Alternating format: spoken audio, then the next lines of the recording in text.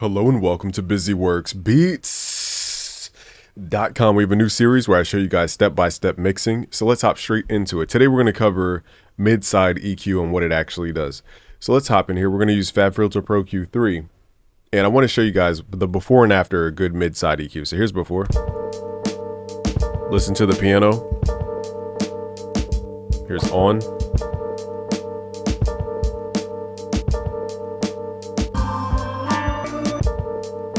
It just fills in all those gaps.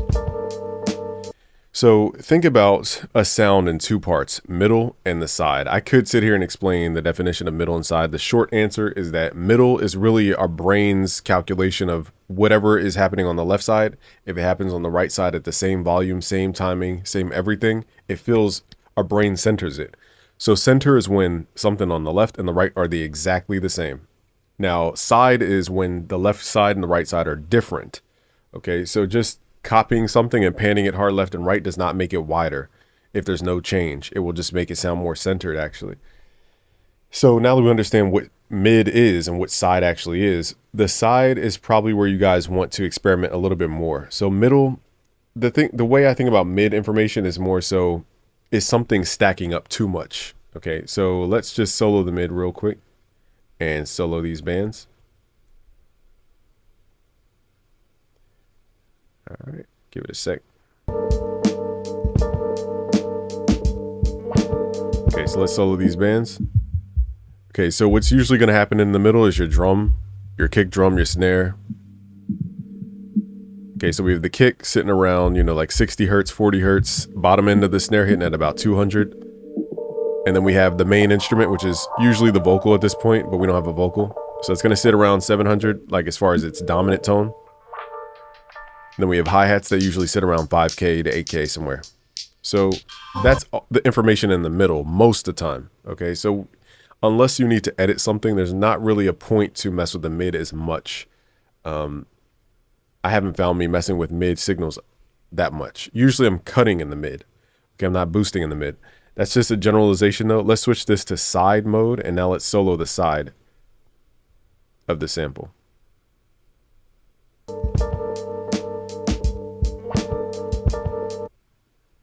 Okay, so the side won't have as much energy most of the time. It's just going to have like the subtle differences of the sound on the sides. It's not going to have a full-on instrument because remember, middle is the same between left and right. So most of the time, sounds are recorded left and right. If they are, they're not dramatically different left and right. So the main thing here is about 500 hertz. We find some of that key pan to the sides. And then the rest is just like the texture of the in-between. So what I like to do is boost somewhere around 200 to 400 on the side information. If my beat feels like it needs to be more full and more gritty and boom bap hip hop, I'll boost it at like 200 to 400 and it will pull out all that texture that I couldn't hear because it was getting lost. Now again, there's no amount. We could just boost this. I boosted it, what, 6 dB last time?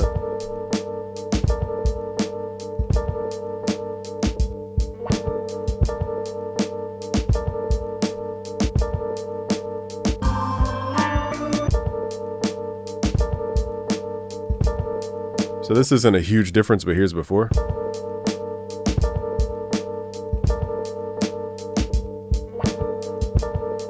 Here's after. Feels like the beat has dimension now.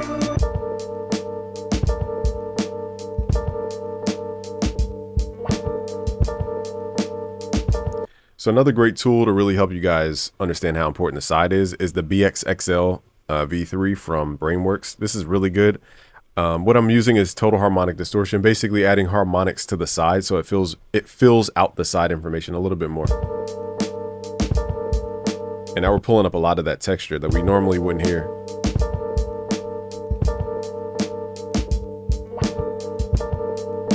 Now notice it says mid, and then side. So thinking of your sound in mid versus side and also in the frequency bands can help as well. So here's the low mid information, which is usually your kick and your bass. Then we have mid high, which is your centered frequency, usually your vocal and your main instrument. And then we have the side information, which is all that detail that's like creating the environment.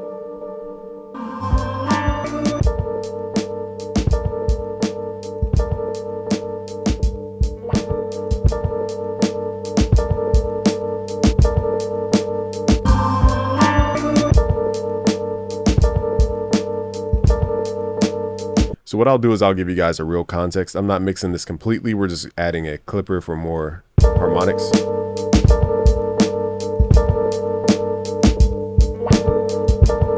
Now let's do a before and after the EQ. So here's before the EQ. Actually, I need to turn off BXXL as well because that is part of the side information. So here's before the side information. We'll do just the EQ and then with XL. So it feels very just like there. Here's just EQ. Now we're here in dimension.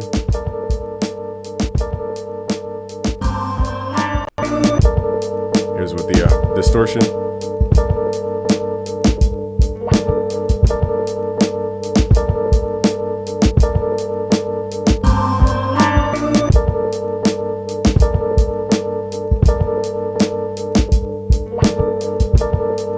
So that's how important the sign information is. It creates the surroundings. Same way, like behind me, I have lights and I have a wall and I have stuff on the wall, plaques, you know, picture thing over there, stuff on the wall. If I just had me sitting here in like a weird dark room, you'd be like, it'd be just me. And then that would be it. It wouldn't be as interesting without all this other stuff. So think about the side information as all the other stuff that makes the subject more contrasted. All right. So if your beats feel small or need a little more width, try messing with the side information. You could do this with the mid-side EQ, but as you saw, to fill out the sound, we used total harmonic distortion, which is adding harmonics to a sound through this specific plugin called the BXXL V3. And then Gold Clip is adding that final touch of harmonics and top end. So, or as far as chopping the tops off. Let's see how far we can push this sound. After we push the drums harder, here's what it sounds like.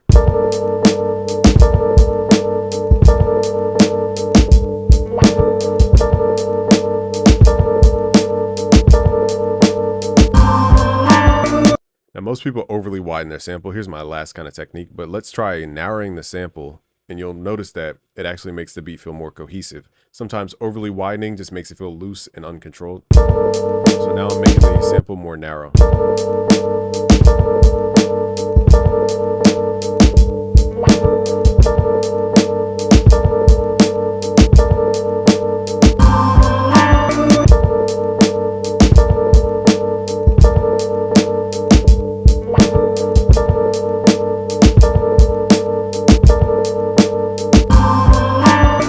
Okay, so not always do you need your sample super wide, like this.